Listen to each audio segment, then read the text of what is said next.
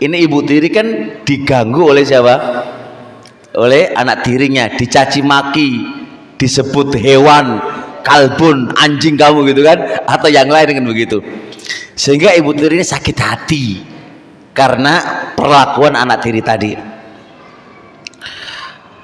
Pertama yang saya butuh, yang mau saya sampaikan dan butuh difahami adalah begini. Perlakuan anak tiri kepada kamu itu terjadi karena itu juga karena tulisannya Allah, itu juga karena takdirnya Allah, itu juga karena Allah yang menciptakan anak tiri itu supaya mencaci maki kamu. Sepakat ini enggak? Sepakat. Jadi kalau kita nanti setelah selesai pulang dari kajian toh, terus ada yang meludahi kita, paham ya? Maka perbuatan hamba untuk meludahi kita itu juga kehendaknya siapa? Allah, ya kan? Sebagaimana anak tiri tadi mencaci maki kamu, itu juga ciptaannya Allah dan kehendaknya Allah.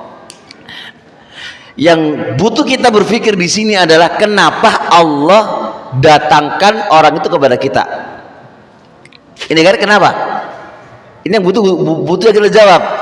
Kenapa Allah datangkan orang tadi meludahi kita? Kenapa Allah datangkan kepada kita orang itu mencaci maki kita? Ini pertanyaannya. Jawabannya tidaklah itu terjadi kecuali karena dosa dan maksiat kita. Maka berarti ibu tiri tadi hendaknya engkau sadar, Allah datangkan anak tiri anti lalu mencaci maki anti, tidaklah itu terjadi kecuali karena maksiat kita kepada Allah Subhanahu wa taala. Anti jangan melihat zat perbuatan anak tiri, tapi anti melihat hikmah di balik itu, kenapa Allah datangkan itu. Maka berarti suatu tamparan dari Allah, ya kan? Tamparan dari Allah untuk anti bertobat kepada Allah Subhanahu wa taala karena dosa dan maksiat-maksiatnya. Ini satu. Yang kedua, bisa jadi anti kurang pas dalam menasihati. Karena terkadang anak itu bisa marah ke ibunya, baik ibu tiri atau ibu asli. Itu kesalahannya bukan ke anak tapi ke ibunya, terlalu cerewet. Cerewet itu bisa baik bisa buruk. Jadi kita harus bisa memposisikan anak, memposisikan di dalam menasihati anak. Enggak semua kesalahan kembali ke anak, enggak. Makanya ketika saya nulis buku dan alhamdulillah selesai, gimana cara ngobatin anak yang nakal, paham ya? Dan insya Allah akan saya kaji di Ma'had An-Nasr insya Allah ta'ala tema ini, gimana cara mengobati anak yang nakal. Itu ketika saya simpulkan dalam penulisan buku itu bisa jadi kenapa anak kok nakal, itu karena ibunya cerewet. Tahu cerewet enggak? Oh, cerewet itu ngomong aja, apalagi anak sudah besar itu sakit banget kalau dicerewetin. Jangankan itu ya, anak yang baru kelas 5 SD aja itu nggak mau kalau denger cerewetnya orang tua, itu nggak mau. Jadi ibu-ibu, bapak-bapak, teori terbaik itu bukan cerewet tapi dekatin anak itu. Kita nggak perlu kakek cerewet. Anak sekarang itu luar biasa, susah banget kalau dikasih tahu. Anti mau datangkan ratusan dalil gak bakal diterima oleh anak, apalagi dia sudah muak dengan kamu.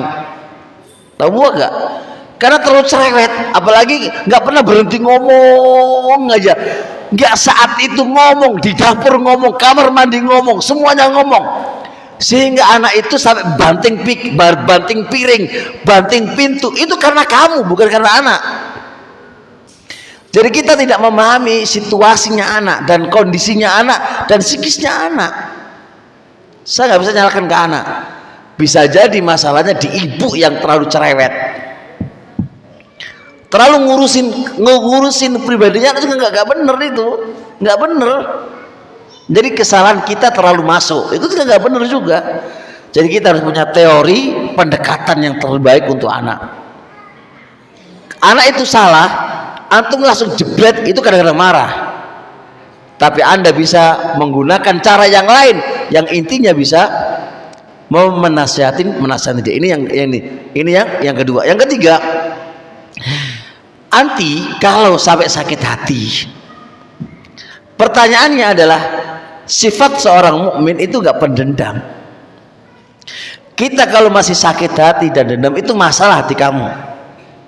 Ada sesuatunya dalam hati kamu. Ngajinya kurang lama gitu kan. Dan insya Allah tunggu kitab saya, kajiannya Rikhlatul Qalbi ila Ma'rifati Rabbi, perjalanan hati menuju Robnya.